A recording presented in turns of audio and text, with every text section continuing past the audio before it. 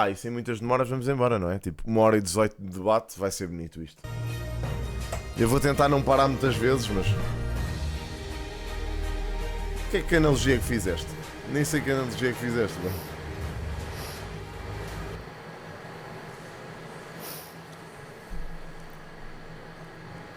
O que é que se está a passar? Já sei, já percebi.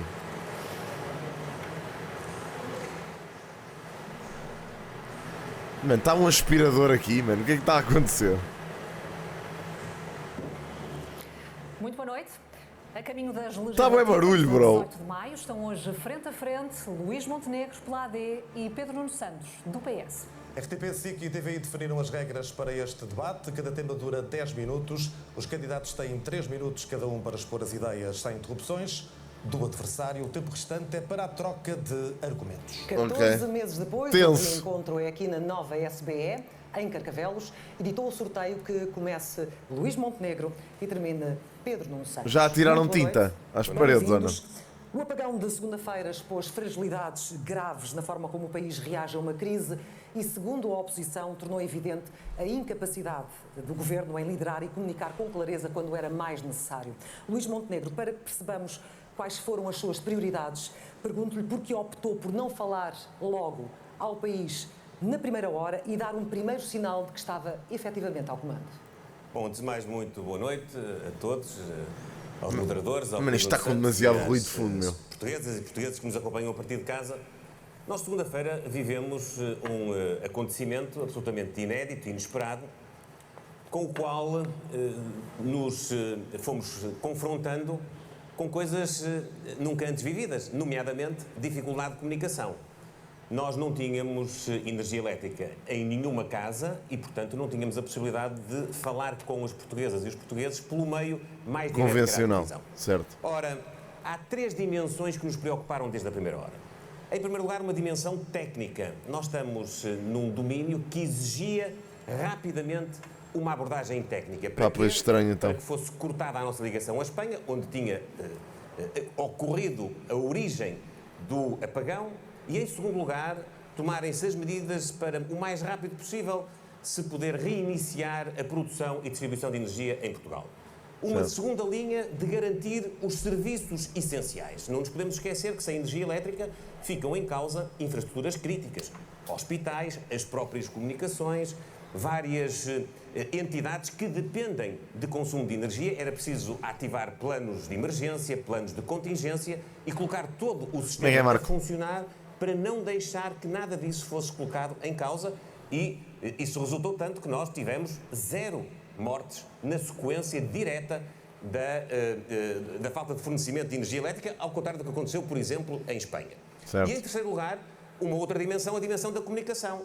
Nós tivemos a ocasião, logo na primeira hora, de fazer uma comunicação pela via que entendemos que era a mais eficaz, a via rádio.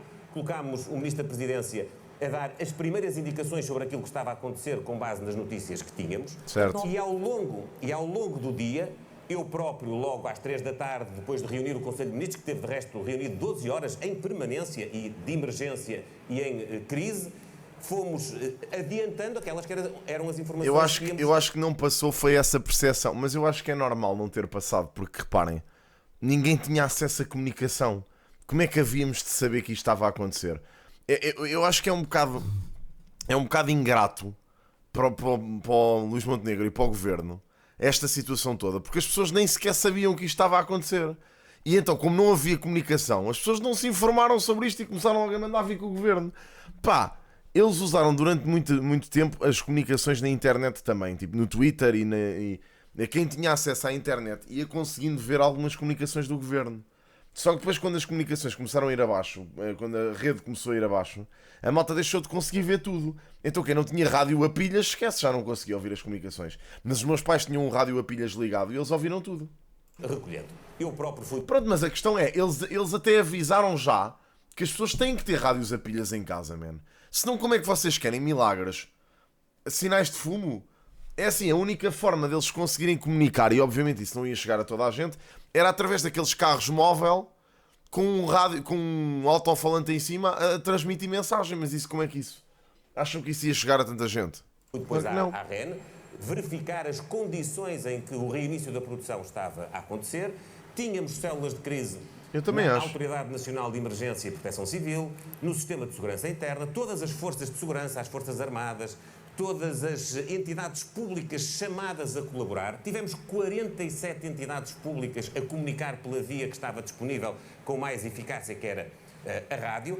E depois, quando houve condições de chegar já de uma forma mais massiva, eu acabei por falar ao país já ao início Portanto, não considerou prioritário Agora, ser a primeira voz do Governo a falar ao país? Deixe-me dizer, nós não só tratámos da comunicação, como tratámos da parte técnica, como tratámos da parte da garantia dos serviços essenciais. E há uma coisa que é verdade, nós respondemos com força e com eficácia, e para isso tivemos a colaboração inexcedível das portuguesas e dos portugueses, que foram serenos, que foram muito colaborantes para ultrapassar a situação. Muitos funcionários da administração pública e de muitas empresas. Vai ter a oportunidade mais à frente de continuar, nomeadamente... Pá, aclara aqui bem, caraças. É que eles aproveitam sempre, principalmente o Luís Montenegro, que tem muito esta mania de continuar a falar quando o jornalista já lhe disse para parar. Aqui aclara bem a mandá-lo calar. Escalce, falou pá. num apagão do Governo, de falta de capacidade para gerir crises.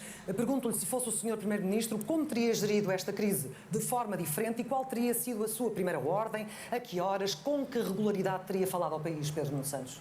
Bom, antes de mais, boa noite a vocês, boa noite ao Luís Montenegro e a quem nos está a acompanhar em casa. Eu queria, antes de mais, começar por cumprimentar os portugueses, por reconhecer e agradecer a forma como lidaram com esta crise. Foram corajosos em mais um desafio muito complexo. Que Foi, tiveram de tudo a enfrentar. correr aos supermercados, a atropelarem-se uns aos Que outros. estiveram a apoiar as nossas populações, os profissionais de saúde. A não respeitarem os sinais de trânsito, também foram corajosos nisso, a passarem os stops. Logo, as forças de segurança, os professores, os bombeiros, a sociedade portuguesa conseguiu mais uma vez estar à altura de um momento muito difícil. A cidade. Eu, se fosse Primeiro-Ministro, a primeira coisa que teria feito era convocar o Sistema de Segurança Interna. E no Sistema de Segurança Interna, que é presidido e coordenado pelo Primeiro-Ministro, estariam também vários ministros, desde logo o Ministro da Administração Interna, o Ministro da Justiça, da Defesa Nacional, das Infraestruturas, das Finanças, porque é preciso fazer pode ser preciso fazer autorizações de despesa. Estaria também a Polícia Judiciária, a PSP, a GNR, os Serviços de Informação, as Forças Armadas. E no Sistema de Segurança Interna devia estar também o Presidente da Autoridade Nacional de Emergência e Proteção Civil, que deveria ativar o Sistema Nacional de Planeamento Civil de Emergência. Pois às tantas o que falhou foi isso. Poderíamos coordenar melhor as operações desde logo. Nós tivemos os autarcas entregues à sua sorte, eles ativaram os serviços de proteção civil municipais, mas sentiram-se sempre sozinhos. E depois a comunicação, porque o Governo não é responsável pelo apagão, não é também responsável pelo restabelecimento do fornecimento da energia elétrica, porque isso deve-se sobretudo à REN, mas naquilo que era a responsabilidade do Governo, nomeadamente a coordenação e a comunicação, o Governo falhou. É por isso que, em termos de respeito à comunicação, o Governo perdeu a oportunidade, a janela de oportunidade que permitia enviar uma mensagem a todos os portugueses enquanto as comunicações estavam ativas. Perdeu essa oportunidade, nós teríamos aproveitado a janela de oportunidade para comunicar com os portugueses. Mas quais e anunciar comunicações? Que a comunicação passaria a ser feita de forma Ninguém tinha regular, televisão. hora a Ele está a hora, falar de quê? através Qual das janela? nossas rádios. E desta forma nós poderíamos ter Mas isso eles coordenado fizeram. melhor e comunicado melhor com os portugueses, dando-lhes também maior segurança e maior confiança. Era Recuperar fundamental. uma situação Pois eu não estou a de perceber. colapso em 8 a 10 horas revela, na sua opinião, incompetência na gestão da crise? Temos que misturar temos que separar aquilo que é a responsabilidade do Governo e o que é a responsabilidade de outras entidades. A REN fez, de facto, um trabalho extraordinário e conseguiu rapidamente, de forma relativa, obviamente, porque 10 horas tem impacto na vida das pessoas. Sim, está bem, mas conseguiu vai lá tu fazer mais recuperar rápido. O estabelecimento da energia. Ao Governo, aquilo que se pedia era coordenação e comunicação. E, na nossa opinião, o Governo falhou naquilo que era a sua missão naquele dia. Não é caso único. O Governo já tinha falhado noutras crises, nomeadamente na crise da greve do INEM e nos incêndios de 2020. Luís Montenegro tem a oportunidade agora de responder e de percebermos se é também ou não crítico da reação do líder do Partido Socialista. Eu até estava à espera que o líder do Partido Socialista repetisse aqui que houve falta de liderança e de serenidade na reação do Governo e do seu primeiro responsável, que sou eu. porque o líder do Partido Socialista não tem autoridade moral para falar dessa maneira, porque quando teve responsabilidades governativas, deu mostras precisamente do contrário. Basta lembrar a posição que tomou a propósito da localização do aeroporto, que denota, efetivamente, falta de capacidade de liderança. Não é nada no assunto, Shadow. Isto é uma crise nacional, claramente tem que se falar. E não estávamos em situação de crise. Estávamos num dia normal, numa semana normal. Deixe-me dizer-lhe que o Governo reuniu desde o primeiro minuto e reuniu no pleno a partir da 1 da tarde. Tinha passado 1h30 desde o eclodir da situação. O sistema de segurança interna funcionou. A Autoridade Nacional de Emergência e Proteção Civil esteve não só a funcionar, como a coordenar todas as operações tendentes ao transporte de combustível que era necessário para poder alimentar os geradores que estavam a substituir aquela que era a falta de fornecimento de energia elétrica. Mas também com várias situações de improviso, apesar do plano de contingência. Com certeza que Tá com bem, situações, mas porra. enfim, que no momento tiveram que ter uma gestão mais imediata, mas com bons resultados. Sabe que nós estamos a ser muito elogiados, por exemplo, aqui ao lado em Espanha, quando nas primeiras horas até diziam que nós íamos demorar mais tempo, que íamos ter mais dificuldades. A Espanha, que tem uma interligação com França e com Marrocos e que podia alimentar a sua rede a partir dessa via, nós demonstramos autonomia para poder reiniciar todo o sistema de produção e distribuição. Tivemos um bom resultado com os funcionários públicos das várias áreas de atuação a serem proficientes. Tivemos a colaboração de muitas empresas privadas e tivemos, sobretudo, a colaboração e a maturidade cívica dos portugueses, que eu não posso deixar aqui de reconhecer. Maturidade cívica. Isto é tão conversa de chacha para eleições, porque claramente houve zero maturidade cívica, malta. Lamento imenso, mas não sei onde é que isto aconteceu. Não sei onde é que aconteceu mas esta aqui eu não presenciei. Para responder e claramente também perguntar, se for eleito Primeiro-Ministro, se vai manter as 3 medidas anunciadas ontem, auditoria independente, comissão técnica e mais centrais em Black Start. Bom, antes de mais, Luís Montenegro, este som está horrível. Referir já agora o meu papel numa crise que nós vivemos e que foi a crise da greve dos motoristas de matérias perigosas, onde nós conseguimos, de facto, estar à altura de uma crise muito desafiante, num conflito que não era com o Estado português, era entre o empregador. Imagina, a realidade é esta, tipo, talvez quando se fala numa escala maior, tipo, não haver pessoas a irem cometer crimes e porcarias e não sei o quê, aí sim, mas isso também quer dizer, em 10 horas de apagão. Empregadores e trabalhadores, motoristas, mas nós estivemos à altura dessa crise, como depois tivemos também, e eu tinha responsabilidades também no Algarve, talvez, durante a pandemia. Agora, nós não podemos, de facto, dizer que as coisas correram bem quando, do ponto de vista da comunicação do parte do Governo, que não é uma questão menor, é mesmo uma das tarefas essenciais de um Governo, quando iniciam o processo de envio dos SMS à população às 17h15, quando fazem o alerta nível laranja às 19h30, quando ativam a rede de postos de combustíveis às 20h30, quando não vimos em nenhum momento a Ministra da Administração Interna, nem vimos a Ministra que tutela a política energética. E, pasme-se, tivemos ainda um Ministro da Coesão Territorial que tem um peso considerável no Governo a dizer que, perante os riscos na maternidade de Alfredo da Costa, tinham dado orientação aos motoristas para encher jerrycans para abastecer a maternidade de Alfredo da Costa. Isto é cómico, mas mostra a desorientação e aí... Imaginem, eu acho que isto vai ser sempre... eles conseguem sempre... Quando não é com eles, fazem sempre uma gestão incrível. Sabem? É isso. É como não foram eles... Estive a fazer, a gerir a crise, fazem sempre o melhor. Vejam bem. Preparação deste governo para fazer face à crise. O nosso tempo terminou para este tema. Terão a oportunidade de falar também sobre outra crise política e de confiança que nos trouxe mais cedo para eleições. Claro que não tinhas rede. Desenvolvimentos, mas antes é tempo de avançar com as propostas para o país. Até porque os números da economia mundial estão a ser revistos em baixa por várias instituições. Aliás, o FMI também reviu em baixa o crescimento para Portugal neste ano e no próximo. Pedro Nuno Santos, começo agora por si. O PS aposta no IVA zero, no cabaz alimentar, no IVA da eletricidade, no IUC, na devolução do IVA de carros elétricos. Estas propostas não põem em causa o equilíbrio das contas públicas? Bom, nós, dentro da possibilidade do espaço orçamental que nós temos, tendo em conta as previsões económicas para a economia portuguesa da maioria ou da totalidade das instituições internacionais, nós construímos o nosso programa. O nosso programa é claramente, desse ponto de vista, mais prudente, mais cauteloso que o programa da AD, que é, na realidade, um embuste. Porque aquilo que a AD faz é artificialmente colocar taxas de crescimento que não são previsíveis por nenhuma instituição internacional para depois terem um programa, um nível de despesa fiscal, despesa orçamental muito mais alto que o nosso. Nós fazemos a opção de baixar os impostos que toda a gente paga, nomeadamente, e que pesam mais nas famílias que ganham menos.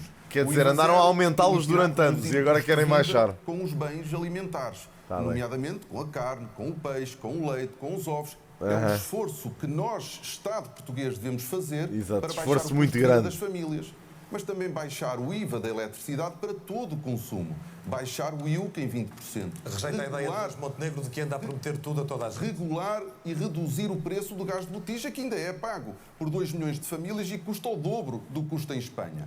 Não prometemos tudo a todos, mas aquilo que prometemos é de facto para todos, e isso é uma grande diferença face à proposta da AD, que na realidade dirige-se a uma minoria da população e a uma minoria das empresas. Mas, sobretudo, é um programa que é um embuste, que é irrealista. Nós estamos numa campanha onde um ainda Primeiro-Ministro faz uma proposta que é absolutamente impossível de concretizar.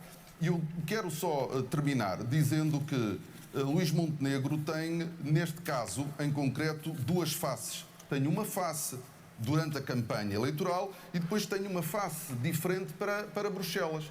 Porque está a fazer nesta campanha o que fez há um ano atrás, apresentando taxas de crescimento que não são previstas por ninguém, mas depois em Bruxelas apresenta taxas de crescimento inferiores a 2%. Nós também estamos nestas eleições a votar a seriedade de um líder de um governo.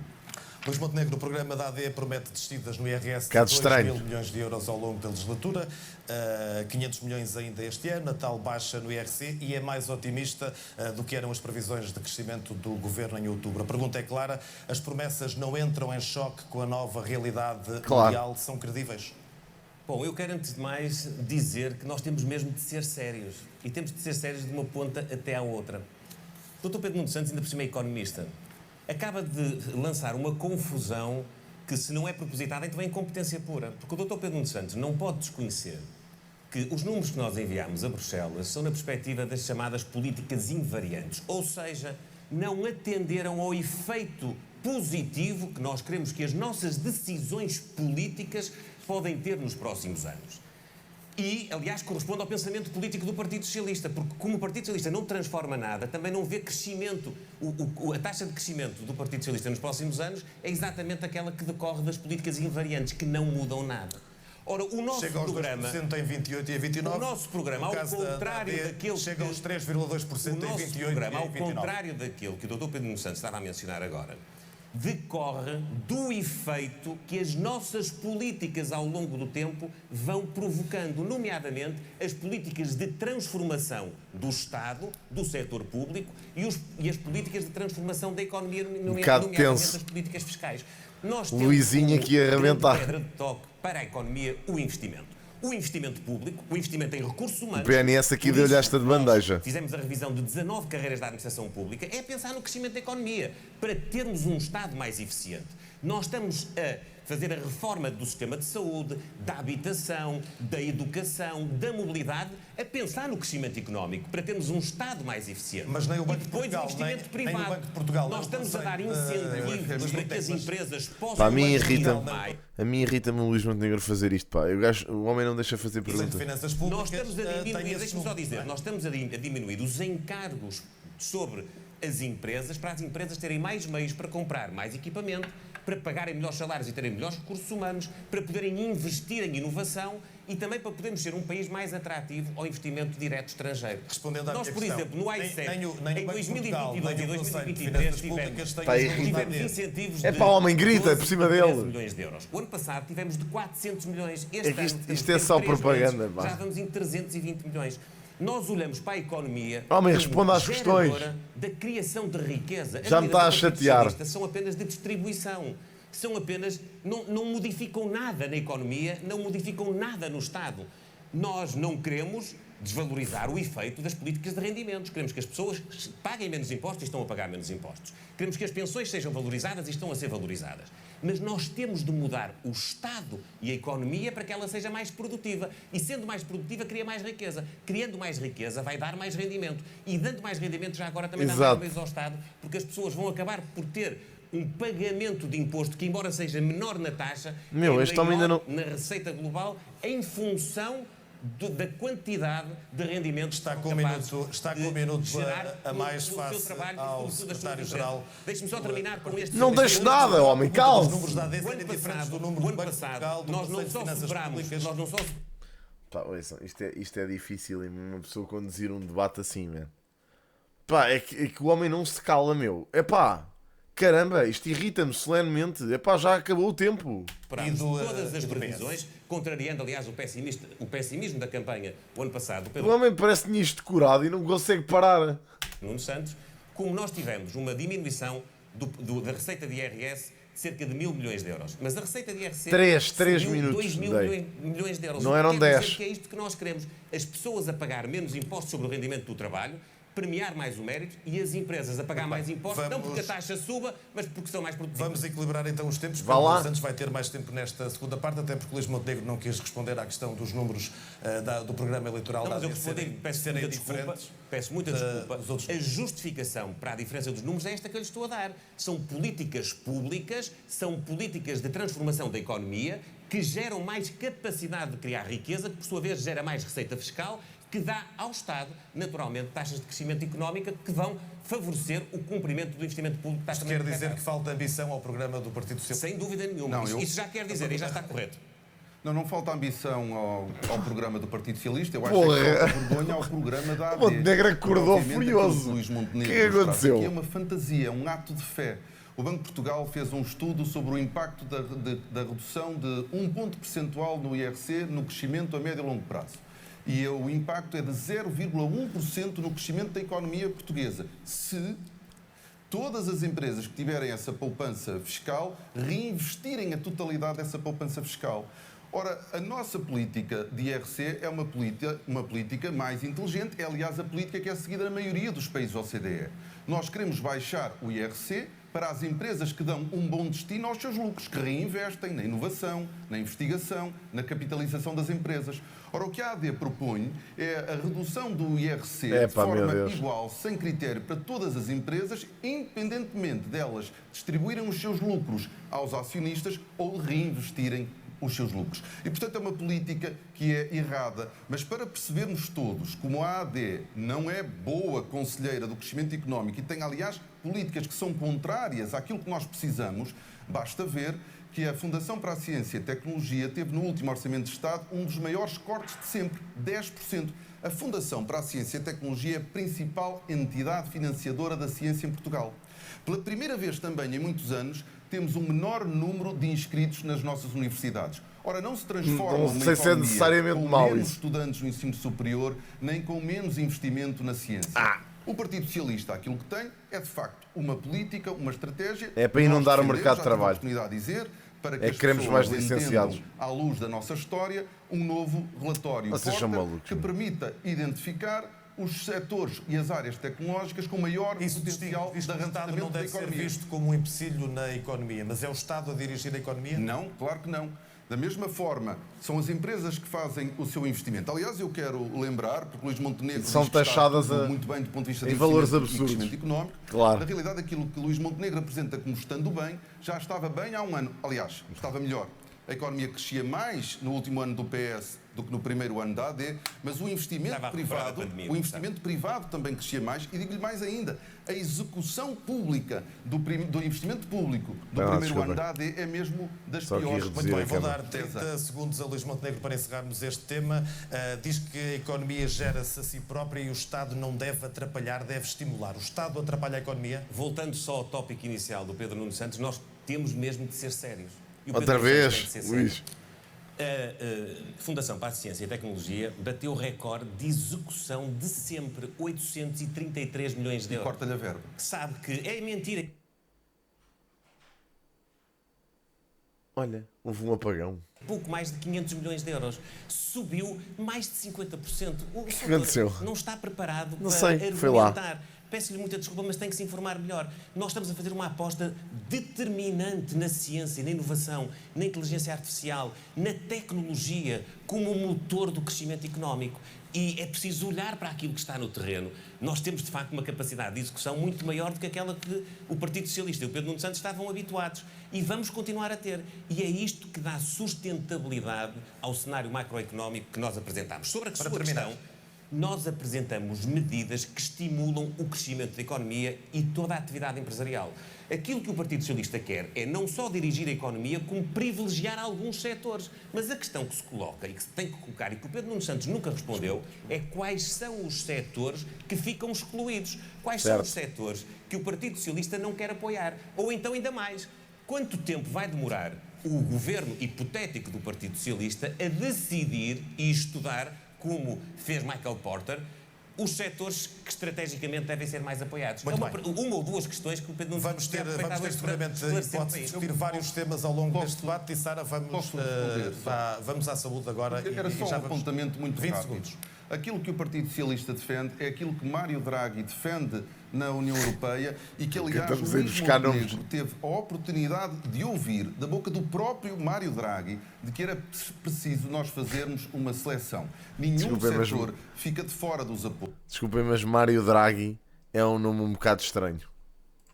Nós temos é que ter uma maior percentagem naqueles que têm maior potencial de arrastamento da economia. Não é nada de radical, é aquilo que Mário Draghi defendeu no mesmo sítio onde nós tivemos os dois. Muito bem. Vamos então olhar aqui para uma das áreas de maior importância para os portugueses, a questão da saúde, e onde governantes, quer do Partido Socialista, quer do PSD, não têm sido capazes de colmatar todas as falhas. Os senhores têm visões diferentes de como resolver os problemas no SNS, que são vários, mas é uma que pessoa acabam importante. todos por estar ligados à falta de profissionais. Era aqui que eu queria que nos centrássemos.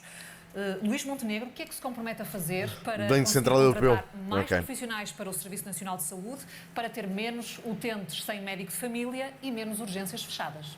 Dar continuidade à política que iniciámos de valorização do estatuto remuneratório e da progressão das carreiras dos profissionais de saúde.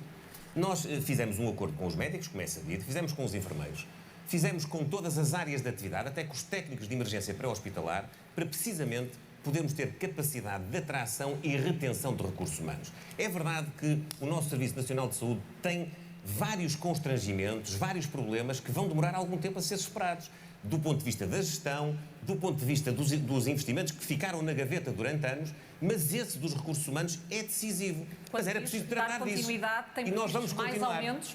Mais aumentos para os médicos? E depois também temos, tem previsto isso? E depois também temos de ter instrumentos de gestão e de incentivo. Por exemplo, ao nível da saúde familiar, temos mais unidades de saúde familiar de tipo B ou de tipo C, que têm instrumentos para poder valorizar mais a disponibilidade e o trabalho do pessoal médico e de todos aqueles que colaboram nas atividades das respectivas unidades de saúde. É importante poder atribuir centros de responsabilidade integrada a profissionais que se juntam e apresentam esses projetos nas unidades hospitalares. É importante para termos mais capacidade e mais eficiência.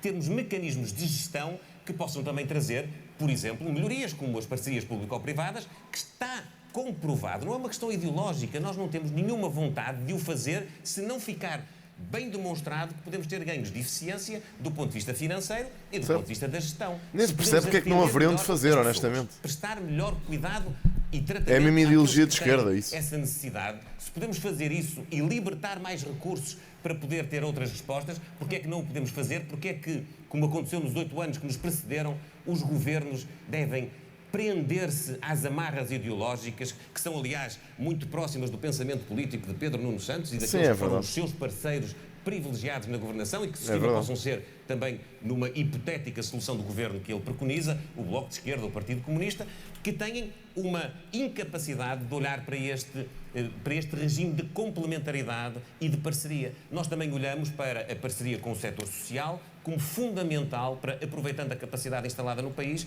poder dar maior capacidade de resposta. E assim sendo, Luís Montenegro, e porque de facto falhou aqui nesta promessa, por exemplo, de garantir a todos os portugueses um médico de família, quer falar diretamente para quem não tem médico de família, prometer-lhe uma nova data? Em 11 meses, prometer-lhe uma nova data. Quero, mas deixe-me dizer-lhe, eu prometi na campanha eleitoral um programa de emergência para a saúde nos primeiros 60 dias de mandato e cumpri. Nós apresentámos um programa de emergência e transformação com 54 medidas, umas mais urgentes e outras de transformação mais imediata. Nós já cumprimos 80% das medidas urgentes e prioritárias. E a nova data para esta promessa de médico de família para todos? Na medicina geral e familiar, é verdade, eu prometi que até ao final do ano 2025 tentaria ter uma resposta para todos aqueles que eram os doentes que não tinham médico de família e que são prioritários, e nós não estamos no final do ano 2025, mas eu sou honesto. Nós não íamos conseguir atingir esse resultado no final do ano 2025. E quer deixar uma nova data ou não, para terminar? Agora, por favor. Com a adoção de maiores unidades de saúde familiar tipo B e tipo C. Terminou com o as seu tempo, parcerias com o setor social, com o reforço da capacidade de contratação e é para ter essa meta quando? E manutenção de médicos de medicina familiar no Serviço Nacional de Saúde. Eu quero, no mais rápido prazo possível, cumprir esse desígnio. Não vou avançar uma data concreta, porque não tenho elementos ainda suficientes para o poder fazer. Pedro Nuno Santos, sobre esta questão da falta de médicos no SNS, o que é que se compromete a fazer para, de facto, reforçar o número de médicos? Pedro não vai falar agora. Deixa-me dizer que esta é mesmo a área de maior falhanço do governo da AD. Pima, lá está ele. Responsabilidade direta e pessoal de Luís Montenegro, que criou a expectativa nos portugueses de que era fácil e rápido resolver os problemas de saúde. Prometeu, como aqui já tivemos a falar, médicos de família para todos os utentes. E nós temos mais 50.000 utentes em médico de família do que tínhamos há um ano. E temos 1,5 milhão, é óbvio que não vai conseguir cumprir a promessa que fez há um ano. Mas bem, o governo do Partido Socialista conseguiu cumprir essa promessa. Correto, só que entretanto nós perdemos as eleições e há ainda primeiro-ministro... Aumentou o número de pessoas sem médico de família. Em 2025 todos iam ter. E portanto, neste momento, quem está em julgamento é o líder da AD que fez essa promessa. E o senhor só se entrou mais gente. Quer avançar com uma data para ter isso concluído? Deixe-me dizer o seguinte ainda. E as propostas que o governo da AD tem implementado têm fracassado. Fez uma promessa de que um acordo com o Hospital Privado de Cascais iria garantir médicos de família a 75.000 utentes. Não chegaram a 5.000. Já hoje aqui falou nas unidades de saúde familiar tipo C. Prometeram 20. Candidataram-se 6. Isto é, as respostas e a aposta no setor privado por parte deste governo fracassou. Ora, nós temos de criar condições no SNS para tornar não só as carreiras, mas a atividade dentro do SNS mais atrativa. E quais são as propostas do Partido Socialista? Isso passa por nós, obviamente, olharmos para a carreira, garantirmos uma progressão mais célere da carreira e conseguirmos encontrar mecanismos que permitam uma melhor conciliação da vida familiar com a vida profissional. Isto é político, Anitta. Não é só aumentos para os médicos, é o que está a dizer. E dar condições de alojamento, nomeadamente subsídio de alojamento, aos médicos disponíveis para prestar cuidados de saúde primários, serem médicos de família, nos centros de saúde onde nós temos mais carência. Mas verdadeiramente nós precisamos de fazer mais para reduzir não só a pressão... Se quer resolver todos os problemas e mais alguns. Serviços de urgência, mas também para darmos melhor qualidade de vida aos nossos portugueses. Nós temos uma população cada vez mais envelhecida, com doenças crónicas, e nós precisamos de fazer um trabalho junto da comunidade para garantir que as doenças crónicas, nomeadamente dos nossos mais velhos, não se desestabilizem, evitando que tenham de ir desnecessariamente para as urgências ou serem hospitalizados. Isto implica equipas multidisciplinares, com médicos, enfermeiros, nutricionistas, fisioterapeutas, assistentes sociais. Estas equipas vão permitir aliviar, diminuir, onde custa mais também ao SNS, que é nas urgências e nos hospitais. E para terminarmos, antes de dar novamente a palavra a Luís Montenegro, a questão das parcerias público-privadas. Já disse que não tem nenhum dogma em relação a isso. Portanto, estão alinhados nessa questão, se for necessário avançar com novas parcerias público-privadas na saúde? Mas já disse várias vezes, nós não temos nenhum dogma ideológico. Agora, só se avança para uma parceria público-privada com uma fundamentação que nós não vimos até agora. O Governo quer passar para PPPs 5 hospitais, mais de 170 centros de saúde, sem ter apresentado a devida fundamentação. Mas qual fundamentação? Aquilo está tudo às ruínas. No primeiro momento, dar mais autonomia de Pedro às Nuno. administrações dos nossos hospitais. Eu tenho a certeza que com maior autonomia e maior flexibilidade de gestão, os nossos hospitais podem ser melhor geridos, sem os termos de entregar a hospitais certeza que vai correr muito bem. De privados. Muito rapidamente, Aliás, tem corrido muito bem até aqui. Este tema queria rebater há pouco uma ideia de Pedro Nuno Santos. Com certeza, porque acusar-me a mim de ter falhado é de facto uma coisa espantosa. Então eu falhei quando nós, em 11 meses, fizemos um acordo com os médicos e com os enfermeiros que o Partido Socialista e o Pedro Nuno Santos não fizeram em 8 anos.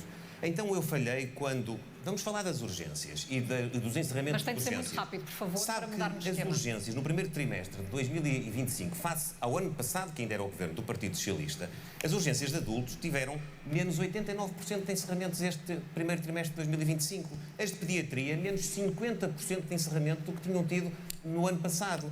As de obstetrícia, Aí vem os números. 46% de encerramentos do que tinham tido o ano passado. A criação da linha SNS grávida tirou das urgências 36.500 atendimentos que não foi necessário serem encaminhados para as urgências, foram encaminhados para outras unidades de saúde ou até foram, enfim, acompanhadas a partir da chamada no domicílio. Nós temos em transformação o Serviço Nacional de Saúde, que está a diminuir os prazos para a marcação das consultas e realização das consultas e das cirurgias.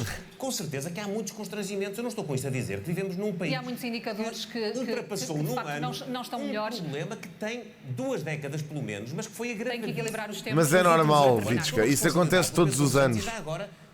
É normalmente os dois partidos com mais expressão parlamentar têm sempre mais tempo no final. Não só secretário de Estado Neste caso é o partido que venceu as eleições anteriores e o partido com mais expressão eleitoral. São os partidos que têm sempre mais tempo.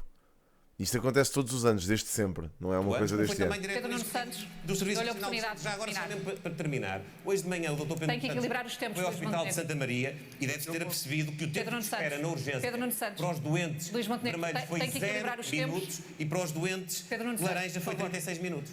Eu, antes de mais, agradeço que o Bem Luís Montenegro específico. tenha lembrado aqui Fernando Araújo, porque é de facto das figuras na área da saúde mais consensuais na sociedade portuguesa, elogiado por muitas personalidades de direita, julgo até candidato a Presidente da República apoiado pela AD, e portanto agradeço muito que lembre, porque dá segurança e dá confiança aos portugueses, termos pessoas competentes, pessoas competentes do nosso lado. As listas de espera aumentaram 15%. As listas de espera para cirurgia aumentaram entre 2% a 3%. Os serviços de urgência não estão melhor. O que é que ele estava aqui a dizer? Do que o ano passado.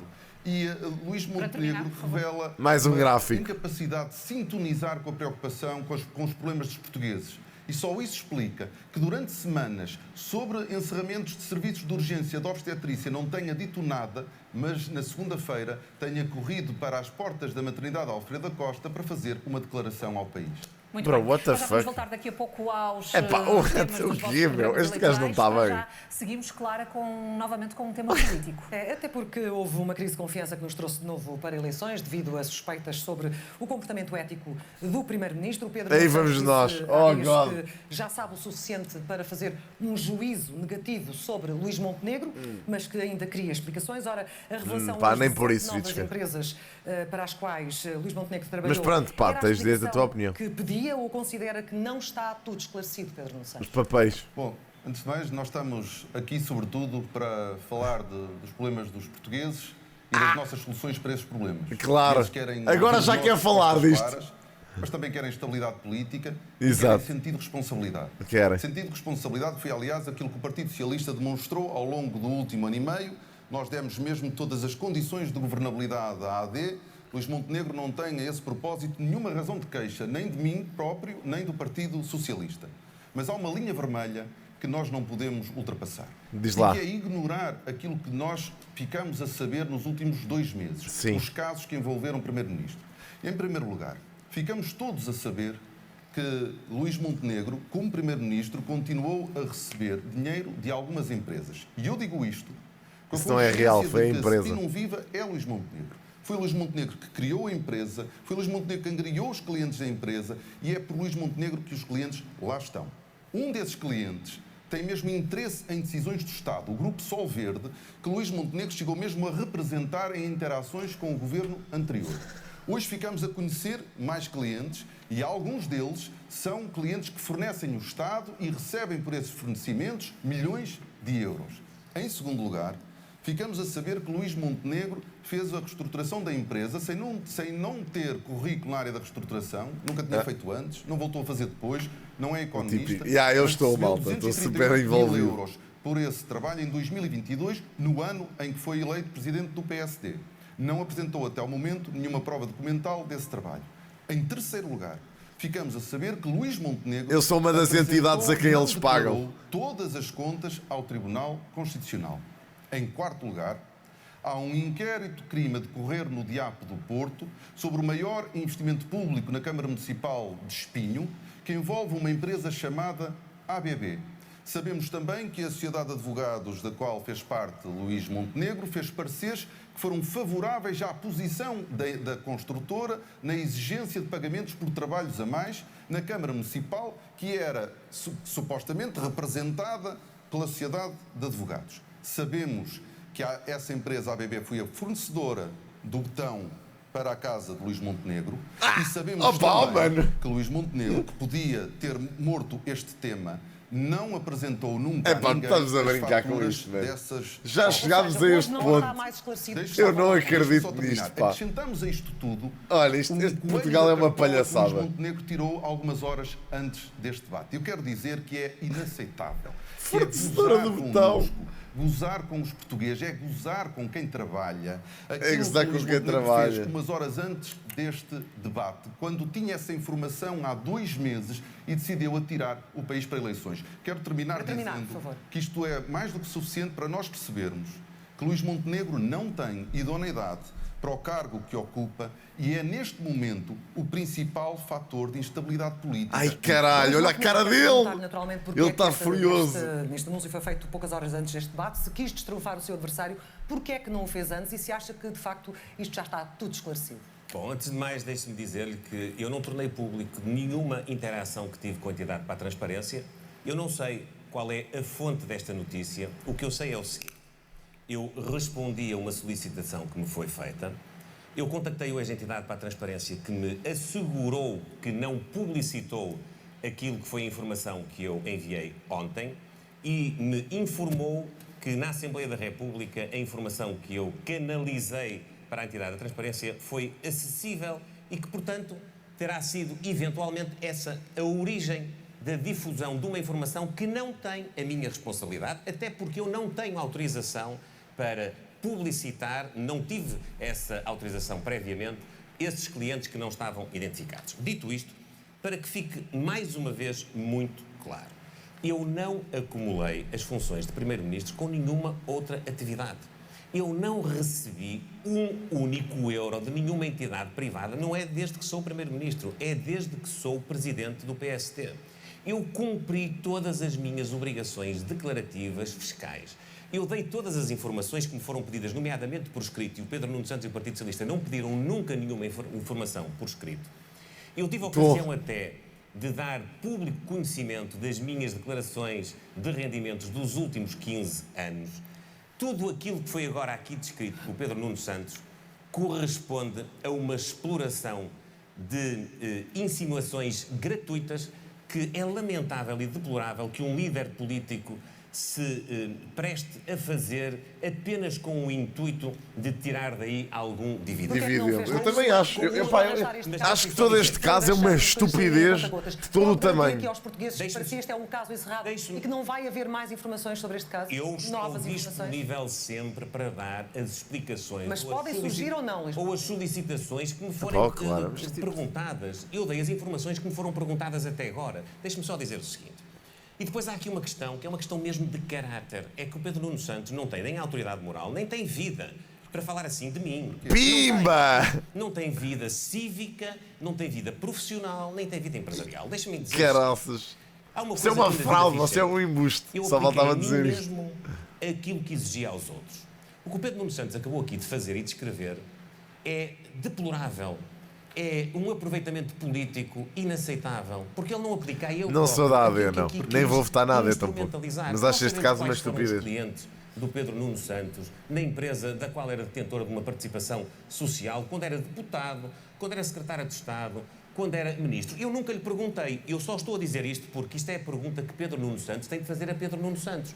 Nós sabemos quais foram as entidades públicas a quem a empresa do Pedro Nuno Santos, e é o Pedro Nuno Santos que lhe deve perguntar, vendeu materiais, vendeu equipamentos, vendeu serviços. Quer responder, Pedro Nuno Santos, ganhou as com perguntas? isso? Já são muitas as Deixe-me só perguntas dizer-lhe em uma cima da outra mesa, Sr. coisa. Primeiro-Ministro. O senhor doutor Pedro Nuno Santos quer saber qual foi o meu trabalho quando eu estava fora da política e fica espantado por eu ter recebido 190 mil euros de honorários Quer responder, de Pedro uma Nuno Santos. reestruturação, deixe-me só dizer isto, de uma reestruturação de uma empresa e de uma valorização que foi de mais de 6 milhões de euros. Peço-lhe que cumpra as regras do debate, Luís Eu Montenegro. não só estava habilitado para fazer esse trabalho, como já demonstrei estar habilitado para reestruturar o país que os senhores deixaram muito maltratado. Pedro Nuno Santos, Pimba! Habilitado para reestruturar um país, mal era que não estivesse para fazer uma pequena operação de valorização de marketing. Eia bem! Que estouro! Dizer a Luís Montenegro que não se vitimize, porque a vida não o tratou mal. Não é toda a gente que consegue sair da política e rapidamente conseguir 2 ajustes diretos com 2 autarquias presididas por 2 companheiros de partido e amigos. Portanto, a vida não o tratou mal, não se vitimize, não tem sentido absolutamente nenhum. Não foi o Partido Socialista que abriu um inquérito de crime no Diapo do Porto. Mas o que é que ele diz abriu? Não fui eu. Está a insinuar o quê? Não fui eu que não Eles vão começar a andar à todas as porrada minhas daqui a contas nada. ao Tribunal Constitucional e quero-lhe dizer mais. Luís Montenegro perguntou ao Paulo Raimundo se havia alguma decisão sua ou do seu governo que tivesse beneficiado algum seu cliente. E eu quero dizer que há, potencialmente, sim. E vou-lhe dizer porquê. Neste momento, na pasta de transição do anterior governo, foi dito ao seu governo que, a partir de outubro do ano passado, segundo o turismo, havia condições para lançar o concurso internacional para a renovação da concessão de 3 casinos. Dizia mesmo que o governo tinha pedido ao Turismo de Portugal para antecipar este cronograma para defender o interesse público. Ora, hoje estamos no final de abril e ainda não foi lançado o concurso internacional. O que significa que é cada vez mais difícil de nós assegurarmos que não vai haver uma nova prorrogação. Prorrogação da concessão que vai beneficiar diretamente o Grupo Sol Verde e pode potencialmente prejudicar o Estado português. E para lhe dizer... Sabem quem também beneficia o Grupo Sol Verde? O Código de Descida. Dizer que nesta para matéria, registro. estas matérias são fundamentais e não podia nunca ter Para continuado 25 com a sua empresa depois de ter assumido funções como Primeiro-Ministro. Esta é uma matéria importante porque, obviamente, estão-se a avaliar líderes e projeto. As duas coisas estão, obviamente, na campanha e estão no momento da decisão dos portugueses. E sim, houve uma decisão que pode ter beneficiado, uma decisão por omissão, que pode vir a beneficiar um seu cliente. A Comissão Parlamentar de Inquérito ainda está em cima da mesa, Pedro Nuno Santos? Depende, sobretudo, de Luís Montenegro. Luís Montenegro, como é que pretende dar estabilidade ao país quando carrega um caso... Foi, pá, uma vergonha. Usaste os bónus, pão. Eu não carrego caso nenhum, com toda a franqueza. Eu tenho só que dizer ao Pedro Nuno Santos que ele não tem mesmo limites. O Dr. Pedro Nuno Santos fala de um processo que estaria na pasta de transição, eventualmente do Turismo, do Ministério da Economia. É para ver que eu não tenho conhecimento sequer disso, porque eu não participei nessa transição, nem participei de nenhuma decisão que tivesse a ver com os meus antigos clientes. De tal maneira que a única que foi tomada pelo Governo foi um recurso sobre uma decisão que tinha sido tomada pelo seu governo, do qual o senhor fez parte, e no decurso da qual tinha sido atribuída uma indemnização a essa empresa, a Sol Verde, de 15 milhões de euros mais juros. Eram 18 milhões de euros. Nós recorremos e inibimos o Estado de pagar essa indemnização. Mas deixe-me dizer-lhe uma outra coisa. Afinal... O senhor tem mesmo coragem de me falar em prorrogações de zonas de jogo, quando o senhor sabe que as duas últimas foram da responsabilidade de governos do Partido Socialista e a última de um Conselho de Ministros onde o senhor se sentava? O senhor está a falar do quê? Pimba! Estás a falar do quê, boy? 2025 e que eu saiba, essas concessões que mencionou acabam no final do ano. Quer responder, Pedro? O senhor, de facto, não tem limites, mas devia ter. O Luís Montenegro não percebe a diferença. É que o Grupo Sol Verde não era cliente nem de António Costa, nem do Ministro Pedro Cisa Vieira ou Costa e Silva. Mas não se fazia então? Os 18 milhões do Grupo Sol Verde, era só o que faltava que o Estado português... Tu estás a acusá-lo do quê? Se isso não aconteceu, de que é que o estás a acusar exatamente? Eu não estou a perceber. O que é que interessa se é cliente? Se não aconteceu, se a única decisão que eles tomaram foi precisamente impedir o grupo de receber essa indenização, estás a acusá-lo de quê? Agora diz, quando já se entalou, né? Na acusação que fez, agora diz, era o que mais faltava se fizesse, também não fez, caramba, é isso que ele está a explicar. Da decisão do Tribunal Arbitral. E vou-lhe dizer porquê. É que numa situação exatamente igual, só que era o Casino da Póvoa, o governo anterior também recorreu da decisão do Tribunal Arbitral para o Supremo Tribunal de Justiça, que depois veio dar razão ao Estado. Imagine o que era, numa situação exatamente igual, o Estado português e o Governo, sobre a sua liderança, não fazerem o mesmo que o Governo anterior. Então, de que é que estás a acusá-lo? Qual é a acusação que ele está a fazer? Eu ainda não percebi. Para que é que ele trouxe este assunto para cima da mesa se eles agiram em conformidade? Não estou a perceber a ideia. Isto é para quê? Foi para outra vez trazer a cena da Sol Verde para cima da mesa? Para dar outra vez a entender no debate que o Primeiro-Ministro está metido com os casinos? É que isto é mesmo rasco. É rasco isto. Isto é mesmo rasco. Não tinha feito. A esta hora, o Dr. Luís Montenegro já não estaria aí. Eu estou esclarecido quanto aos seus problemas. Para fechar, Luís Montenegro, se for eleito e se o PS ou o Chega mantiver a intenção de avançar com uma comissão parlamentar de inquérito, o senhor vai responder com mais uma moção de confiança? Eu analisarei todas as iniciativas políticas que os partidos da oposição quiserem colocar. Há uma coisa que eu nunca farei na minha vida política. Eu nunca forçarei nenhum adversário a expor a sua família, a sua mulher, os seus filhos, ou o seu pai, ou a sua mãe, ou a sua irmã, a uma comissão parlamentar de inquérito para tirar daí proveito político. Isso eu nunca farei. Quer responder para fechar? Nós nunca quisemos expor a família de ninguém. Aliás, já tivemos a oportunidade de dizer que nunca chamaríamos a família direta, nomeadamente a mulher, nem os filhos de Luís Montenegro. Já o dissemos publicamente, nunca foi esse o nosso objetivo. Era simplesmente ter os esclarecimentos que o povo português tem o direito de ter e que Luís Montenegro, infelizmente, preferiu sempre não dar. De regresso aos temas sectoriais, agora, Hugo, é tempo de falar de pensões. Pensões, de envelhecimento e também de segurança social. Um tema até olha, mas aqui até se portaram bem, mais ou menos. Começo por si, Pedro Nuno Santos pede um pacto nacional para cuidar do envelhecimento e diz também que na questão das pensões é diferente da... Os tempos estão equilibrados, é? Bom, antes de mais porque nós valorizamos a sério os pensionistas. E sempre que podemos, nós aquilo que fazemos é aumentos extraordinários para além do aumento que está consagrado na lei. Eu já ouvi a AD dizer que aumentou as pensões. A AD estava tão habituada a cortar pensões que cumprir a lei já é um feito para a AD. Na realidade, houve um aumento, já com o PS na oposição, um aumento para lá do que a lei previa. Mas foi uma proposta que o Partido Socialista levou à Assembleia da República que teve um voto contra da AD.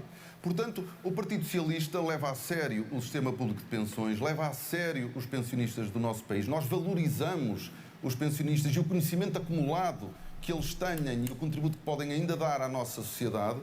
E há uma coisa que nós nunca faremos, que é grupos de trabalho presididos por pessoas que têm uma posição clara sobre o sistema público de pensões e que querem, obviamente, entregar parte do sistema público de pensões ao mercado de capitais. Isso nós nunca faremos. Nós nunca permitiremos que quem quer que seja ponha a mão no sistema público de pensões. Está a acusar o Luís Montenegro de o fazer? Não, porque o Governo criou um grupo que está a estudar a reforma da segurança social e tem um Presidente que tem posições muito sólidas sobre o sistema de pensões em Portugal. Tenho muita dificuldade em acreditar que vá concluir diferente do que sempre defendeu.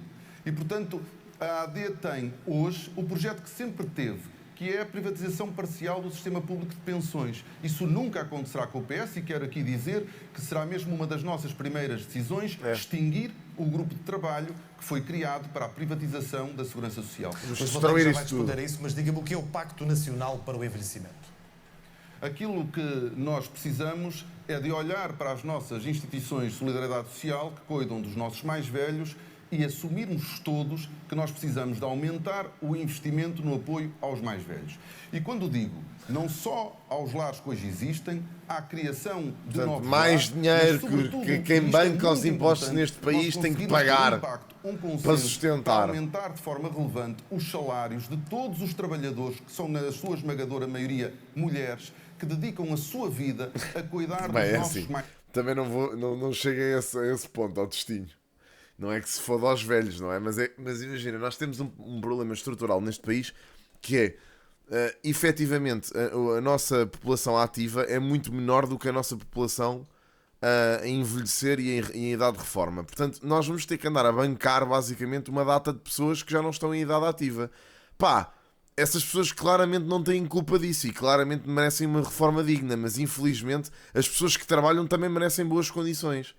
E portanto, pá, é assim, é daquelas coisas, isto é extremamente ingrato que os governos nos últimos tempos tenham andado a vender ou seja, tenham andado constantemente a sabotar a vida destas pessoas, mas a realidade é que não são os jovens que vão ter que andar a pagar isso. O governo é que tem que arranjar fundos para pagar isso. E não vai ser a cortar, e não vai ser a taxar mais e a cortar nos salários das pessoas. Mais velhos. E valorizando quem cuida dos nossos pais e dos nossos avós, nós estaremos também a cuidar dos nossos idosos. Luís Montenegro dizia há um ano que era a altura do PSD se reconciliar com os pensionistas e com os reformados de Portugal. Estou a citar, dizia, sei que alguns deles têm receio de votar em nós. Acredita que essa reconciliação já aconteceu?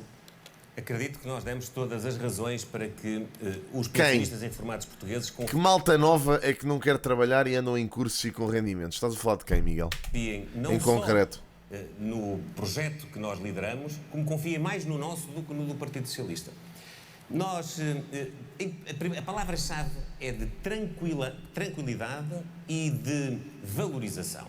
Nós aumentámos as pensões de acordo com os critérios da lei para todos e cumprimos a nossa promessa de valorizar as pensões mais baixas. Valorizámos logo no primeiro mês de mandato, aumentando uma primeira vez o complemento solidário para idosos, aumentámos uma segunda vez no Orçamento do Estado, atribuímos um suplemento extraordinário em outubro, quando vimos que a execução orçamental o permitia para todas as pensões até 1.527 euros, começando por ter um suplemento maior claro. até 509 euros, de 200 euros, depois de Como 150 euros até aos 1.018 euros e depois de 100 euros até aos 1.527 euros. Mas deixe-me dizer-lhe que nós não fizemos só isso. Nós fizemos uma transferência de 4 mil milhões de euros para o Fundo de Estabilização Financeira da Segurança Social.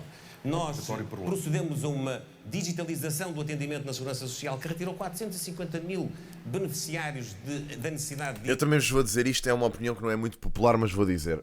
Durante muitos anos houve uma muito má gestão financeira feita por parte das famílias portuguesas. Primeiro que tudo, houve malta que declarou o mínimo possível durante toda a sua vida e chegou ao final e criam batatinhas. Epá, isso também não funciona, ok? Malta que não andou a declarar e a pagar impostos durante tanto tempo, também não pode exigir ter uma reforma gigante. Lamento. Portanto, é assim, nesse ponto as pessoas fizeram má gestão e a realidade é que fizeram má gestão financeira. Parte disso deve-se ao facto de os portugueses não terem literacia financeira absolutamente nenhuma. Não têm. Portanto, muitos dos nossos avós declaravam o mínimo possível, tinham negociatas que não pagavam praticamente impostos nenhuns, não havia contribuições nenhumas para a Segurança Social e, como tal, agora também não se pode exigir que essas pessoas recebam balúrdios à custa de quem trabalha e quem anda a pagar imenso. Pá, é assim, infelizmente é ingrato. As pessoas têm que viver com o mínimo e com algo que seja digno. Mas também não se pode exigir, de repente, que a população jovem tenha que andar a bancar isso. Pá, lamento imenso. Eu pessoalmente não acredito nisso. Porque enquanto houve pessoas que efetivamente contribuíram imenso, essas pessoas têm reformas boas hoje em dia. Há pessoas que têm reformas más, efetivamente, mas também porque descontaram muito pouco. Pá, não descontaram, pá, não há milagres, meu. Da mesma forma que nós, há muita malta, eu vejo muita malta nova a mandar a conversa do quando chegar à nossa altura não vai haver reforma, portanto para que descontar? Para que descontar e não sei o quê? Pá, e a cena é esta mentalidade vai passando até é responsabilidade da malta mais velha. Porque a malta mais velha é que passa essa teoria da treta à malta nova. De que não se deve descontar tanto, que não sei o quê, que não sei o que mais. Pá. Conferindo melhor claro que devias. Atendimento, melhor capacidade de interação e também valorização. Claro, mas é claro que sim, Marco. Isso é a grande parte do tecido empresarial. Então ele critica o Governo por ter criado um grupo de trabalho que mais não está a fazer do que a analisar um estudo, um livro verde, que foi o governo do qual o Dr. Pedro Nuno Santos fez parte, que elaborou. Então o Dr. Pedro Nuno Santos está chateado porque o governo que eu lidero está a estudar aquilo que o governo que ele fez parte mandou fazer. Ó, Dr. Pedro Nuno Santos, o Dr. Pedro Nuno Santos não tem limites à utilização demagógica, deturpada dos argumentos políticos. Nós estamos simplesmente a analisar as conclusões do seu estudo, do estudo que o senhor encomendou. Eu já prometi, vou aqui reiterar, nós não vamos fazer nenhuma alteração ao sistema de segurança social nesta legislatura. E se algum dia eu, enquanto líder do PSD, ou chefe do governo, tiver de a propor ao país, será na base de uma decisão eleitoral. E eu já prometi que só o farei, portanto, numa próxima legislatura, se for necessário. Mas todas as regras sobre a sustentabilidade da segurança social vêm ainda do tempo do Partido Socialista. E não está em causa? Não está em causa. Não está em causa mesmo. Nós fizemos tudo, não só para dar mais sustentabilidade à segurança social, como para valorizar as pensões e, sobretudo, as pensões mais baixas. Nós aumentámos primeiro para 600 euros, depois para 630 para ti também, Alex. para idosos, que queremos que chegue nesta legislatura a 870 euros, que é um rendimento mínimo do pensionista. Mas fizemos mais. Para terminar, nós duplicámos de 50% para 100% a comparticipação dos medicamentos prescritos precisamente para quem tem rendimentos mais baixos. Como sabem ambos, o país sem apoios sociais tinha 40% da população na pobreza. Com os apoios sociais, 20% da população está em risco grave de pobreza. Não fazia sentido, e devolvo a palavra ao Pedro Nuno Santos, mas também quero ouvir o Luís Montenegro sobre isso, não fazia sentido... Mas, Mortalhas, tu queres milagres, meu? Queres milagres em relação a isso? Não há milagres, meu. Não há milagres. Maior parte, epá, já tivemos esta conversa em relação à habitação 20 vezes, man. As pessoas não podem querer ganhar o salário mínimo e viver nas grandes cidades. Não dá. Pá, lamento, não dá. Pá, desculpem, não dá. Eu percebo, é muito chato, é muito complicado, mas não funciona. Pá, tem que ser realista e olhar para a realidade e parar de fantasiar. Não vale a pena, meu. Pá, é estúpido, não devia ser assim, concordo, mas é. E as pessoas têm que encarar a realidade, meu. Porra. Pá, não há muito a fazer. As rendas estão a aumentar e vão continuar a aumentar independentemente de vocês chorarem ou não. Portanto, é pá, comecem a fazer planos para tentar evitar isso, meu. É só isso.